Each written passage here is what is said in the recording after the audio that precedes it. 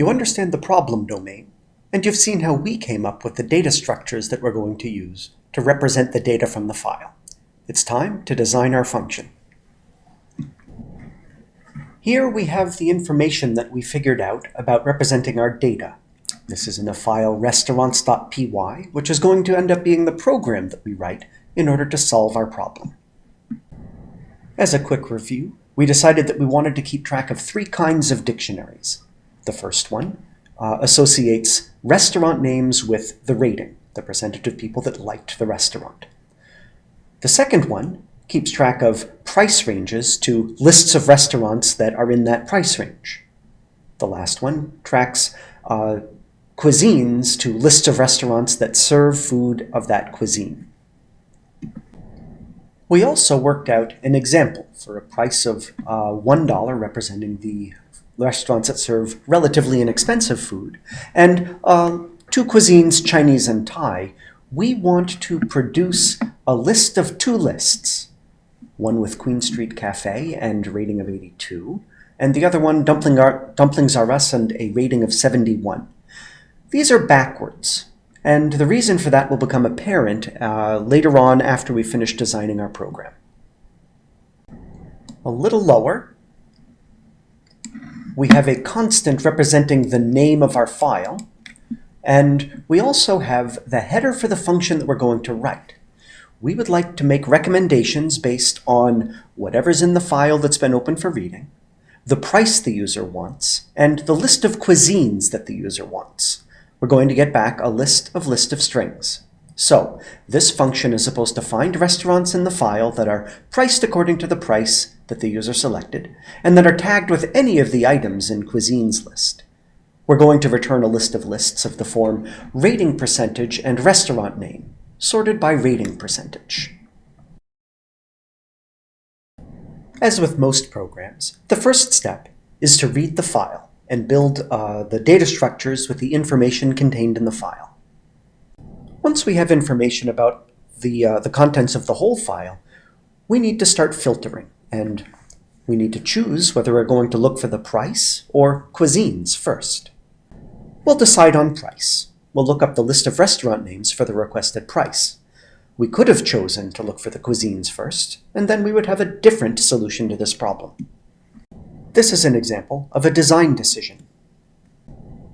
Once we have our list of restaurants in the right price range, it's time to make a new list of restaurants from that list that serve one of the cuisines being asked for.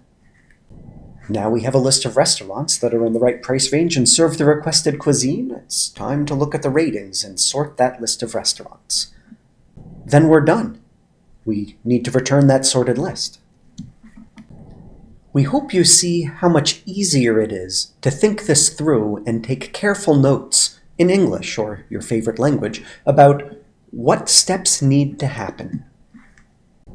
Also, the only reason that this was easy was because we had done an example ourselves by hand, and then we had thought hard about how we're going to represent the data. These carefully selected steps also give us checkpoints, places in the program where we can check to make sure that we have done what we need to do and that our program is correct so far. Let's take a close look at each of these steps one by one.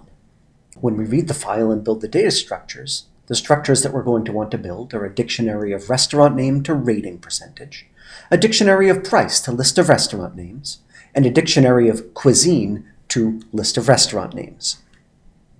Reading the file and building those data structures sounds a bit messy and long. It's nice to have short functions, and if we tried to do all of that in this recommend function, we would get an awfully long function, and furthermore, we wouldn't be able to test to see if our function was behaving properly very easily. So we're going to write a separate function, perhaps called read restaurants, that takes the file, not the price or the cuisines list, because it doesn't matter as we're reading the file, and returns those dictionaries. It's going to return those dictionaries as a tuple of 3 items: the name to rating, the price to names, and the cuisine to names. Well, we can probably write a header for that. And furthermore, this problem is well within your ability to do. Here we've chosen the name read restaurant. Might as well fill in the parameter name as well. We know this function takes a file as an argument and returns a tuple of 3 dictionaries. Here's a description. Furthermore, here are a description of each of the dictionaries that this function is supposed to return. The way this function works is we'll read the file line by line and accumulate information about each of the restaurants.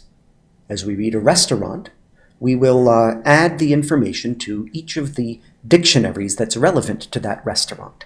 So we're going to accumulate information about each restaurant as we read this file. Here are our accumulators. We need a name to rating dictionary, which associates the name of a restaurant with its rating. We're building up a price to names dictionary, where each price point has a list of restaurant names at that price point. And last, we're going to build also up a cuisine to names dictionary, where we associate each cuisine that we find with the list of restaurant names that serve that cuisine. We are now at a point where we might ask you to finish this function. And in fact, that's what we're going to do. We won't show you the code for this because this function should be within your abilities to finish. We recommend starting by reading through and just building up the name to rating dictionary, ignoring price to names and cuisine to names. And only after you have that working, go back and figure out how to keep track of the price, and then the last dictionary. You should only read through the file once, so all you're going to be doing is adding more statements inside your for loop as you go through each line in the file.